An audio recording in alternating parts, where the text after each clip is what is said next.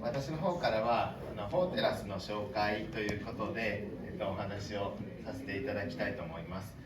だから、暗くした方がいいですかね。まず、そっか。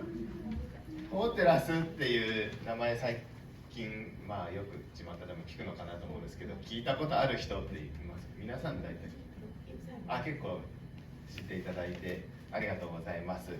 ホーテラスっていうのは一応愛称になってまして、正式名称は日本司法支援センターというところになります。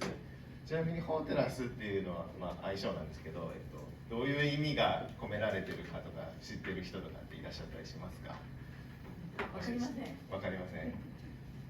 ですよね。なんとなく皆さんホーテラスで、呼んでいただいて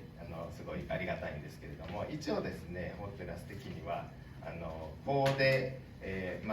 何か悩んでいる人に対してですね、法の道を作って照らして、解決で、導きたいという思いがまず一つあるのと、あとテラスっていうところになりますけれども、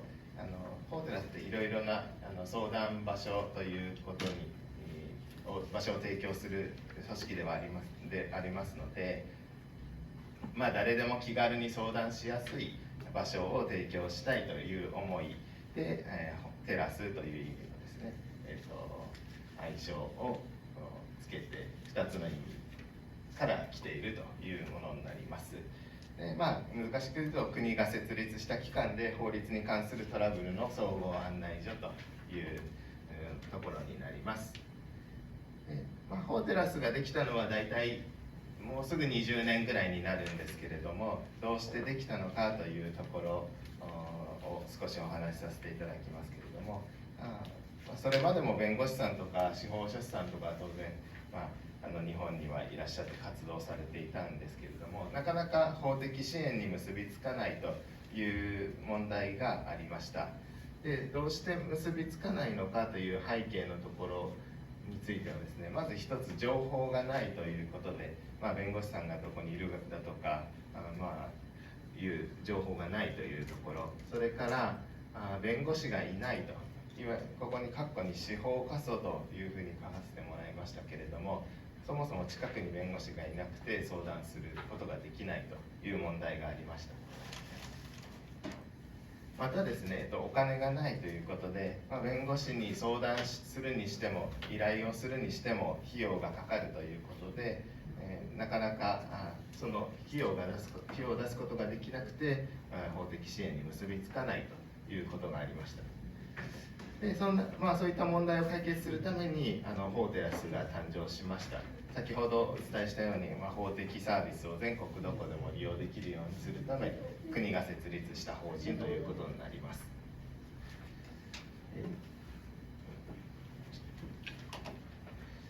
で、先ほどの3つの課題については、まず1つ、情報がないというところについては、ホーテラスが情報提供業務というものを行って解消しようとしています。また、弁護士がいないという司法過疎の問題については、ホーテラスがですね、弁護士事務所を作って、対策をしています。またですね、お金がないというところについては、無料の法律相談の制度を提供したり、サービス提供したり、弁護士費用立て替え制度のサービスを提供しています。で、ホーテラスの主な業務ということでちょっと簡単にまとめさせてもらって、大体、これ以外にもいろいろあるんですけれども、大体7つの業務があるかなと思います。で、この後、1つ目の情報提供業務というのと、あと2つ目の民事法律扶助業務についてはご紹介させていただきます。で、それ以外にですと、逮捕とかされた人に、逮捕勾留された人に国選弁護人をつける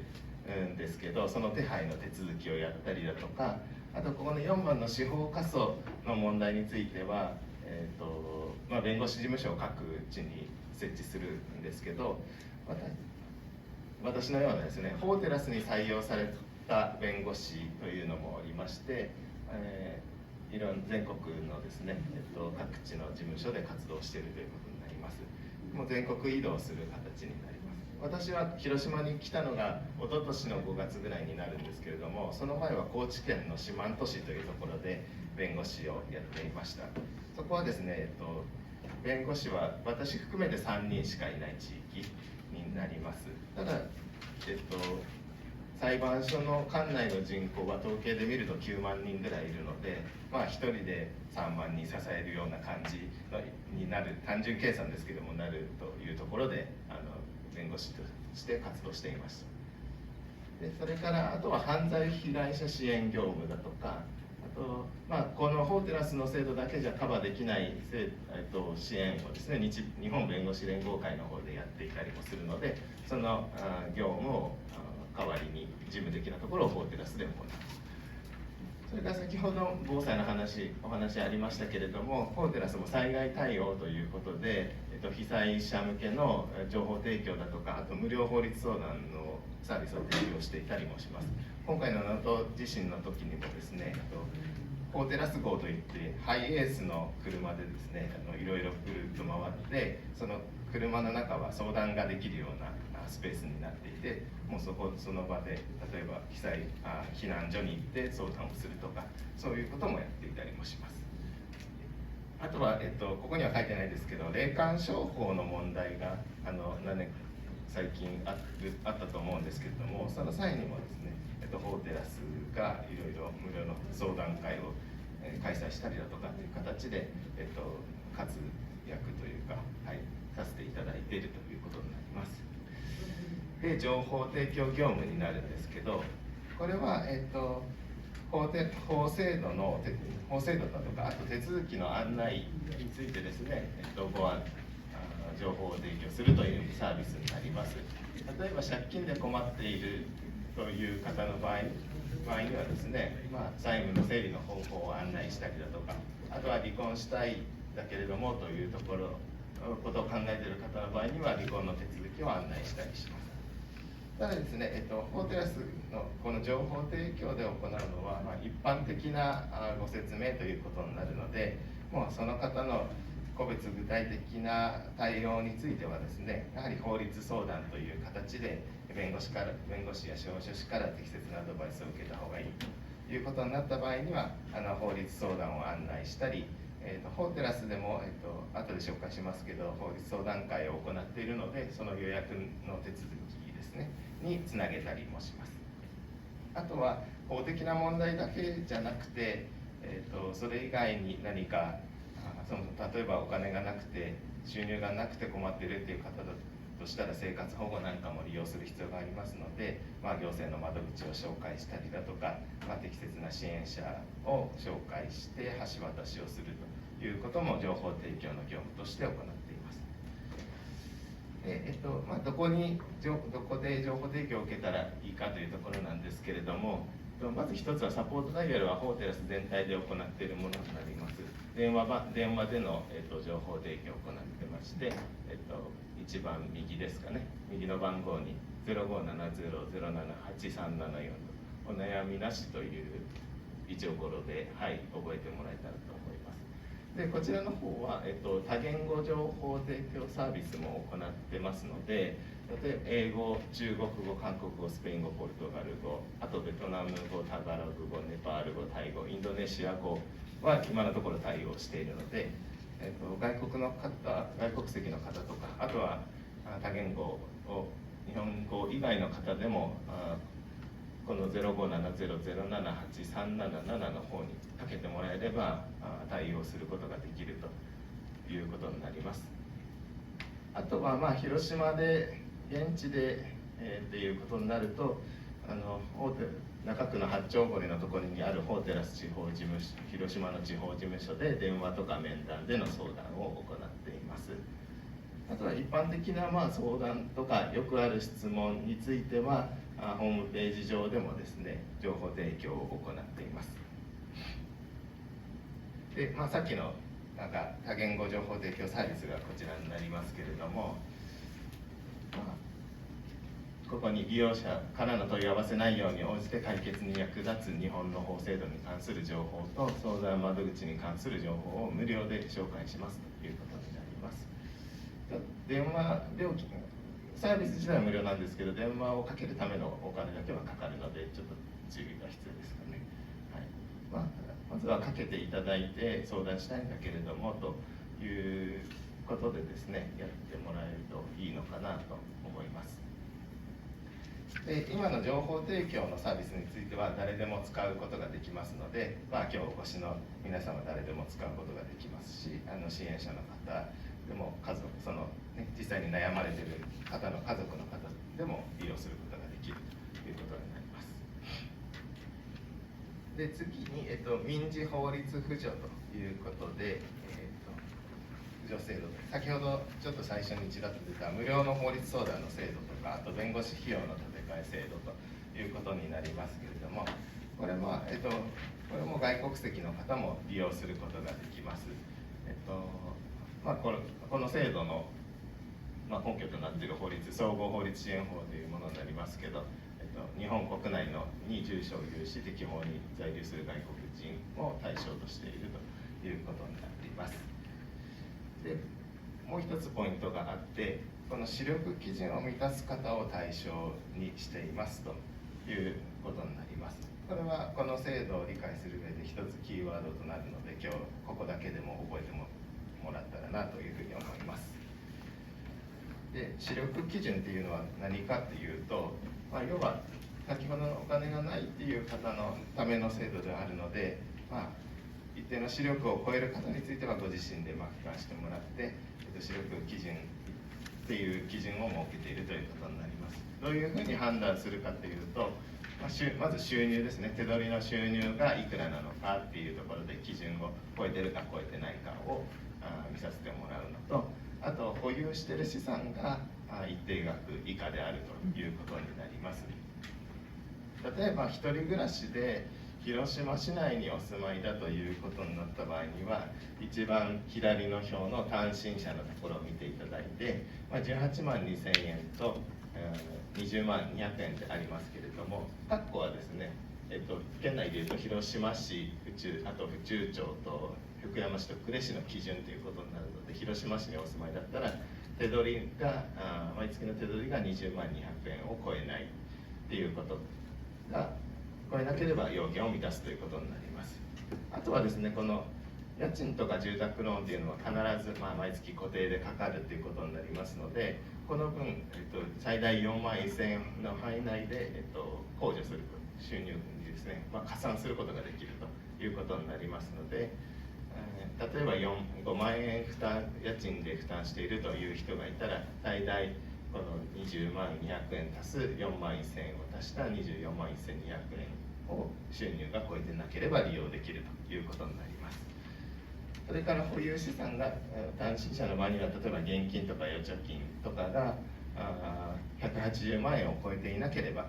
利用できるというものになります。で、ご自宅を持ち家で持たれている方とかもいると思うんですけど、自宅の土地建物については資産のですね、中に含まれないという形になりますので、それ以外に土地とか建物を持っていたら、それは加算されてしまうから、この180万円超えるか超えないかの計算上含まれてしまいますけれども、そうでなければ大丈夫ということになります。で、無料の視力基準を満たした方については、無料の法律相談の制度を利用することができます。相談時間は30分から40分程度ということになります。同じ案件については3回まで無料で相談することができます。で、電話相談もですね、することができますので、なかなか事務所とか、あと法テラスの方まで来るのが難しいよという方も電話で相談することができます。で、相談する場合にどんなところで相談が受けられるかというところでいうと、まず法テラス広島、これは中区の八丁堀にありますけれども、そこでは毎週火曜日と木曜日の午後にですね、法律相談会を行っています。事前に予約が必要なので、電話か、あるいは今ネットでも予約をすることができます。それから法律相談センター広島というふうに書かせてもらったんですけれども、これは広島弁護士会の方で行っている相談会になります。これは毎日、10時からだいたい4時半ぐらいまでやっていて、これも事前に予約が必要になりますので、事前に予約を取ってもらって相談してもらうということになります。あとはここの、オレンジっぽいところで書いた契約弁護士司法書士の事務所での相談ということで、法テラスと契約しているですね、弁護士司法書士の事務所でも先ほどの無料の法律相談なんかを受けることができますので、ここの弁護士に相談したいという事務所があった場合には、そこでですね、法テラスが利用できるかどうか聞いてもらって、予約をしてもらうといいのかなというふうに思います。それから、今のは事務所にお越しいただいて相談を受けるというものだったんですけれども、なかなかそもそも事務所に行ったりすることも難しいよという方もいらっしゃると思います。これも視力基準を満たす方と、あとここの65歳以上の方だとか、あとは心身に重度または中度の障害がある方などで、法律相談に行くのが困難な方については出張の法律相談の制度もありますので、こちらを利用していただいてもいいのかなというふうに思います。最近65歳以上って言っても結構動ける方とかがいらっしゃるので、65歳以上でかつ、なかなか事務所に来ることができない事情、足にご病気があるだとか、障害まではないんだけど足にご病気があるとか、そういう理由をですね、ちょっと説明してもらう、申し込みの時に説明してもらうといいのかなというふうに思います。今のは法律相談に関するものだったんですけれども、法律相談の結果、弁護士に事件を依頼しますというふうになった場合には、その事件をその弁護士に依頼するための費用が発生します。大きく分けて着手金と、あと実費と報酬というものがありますけれども、着手金は仕事を始めるときにいただくお金になります。実費は郵便切手代だとか、実際にかかる郵送費とかのをですね、先に預かるものになりますけれども、報酬はいわゆる成功報酬という形で最後にもらうお金報酬ということになります。で、法テラスができる前は、一括で着手金とかを払う、20万とか払わなきゃいけなかったんですけれども、法テラスのこの民事法律扶助制度の、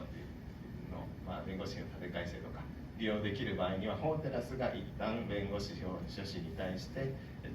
弁護士費用を立て替えて払います。相談者さんというか、依頼者さんは法テラスにですね、分割で毎月5000円から1万円程度の金額でお返しいただいて、その間に弁護士に動いてもらうということができるというものになります。原則としては弁護士費用についてはお支払いいただくことになるんですけれども、例えば生活保護を受けているだとか、生活保護まではいかないけど、もうそれに準じた世帯なんです、収入状況だという場合には、返済の猶予だとか、あとは返済の免除の制度がありますので、そういった制度を利用してもらうと、弁護士費用自体もかからなかったりすることもあります。通常の場合には原則としては弁護士費用はかかると、相談は無料になっても弁護士費用はかかるというものになりますけれども、猶予とか免除の制度がありますので、担当の弁護士に相談してもらえたらなというふうに思います。で、お問い合わせ先なんですけれども、こちらに書かせていただいた通りで、この番号にですね、かけていただけたらなというふうに思います。一応私の方からは以上です。ご清聴ありがとうございました。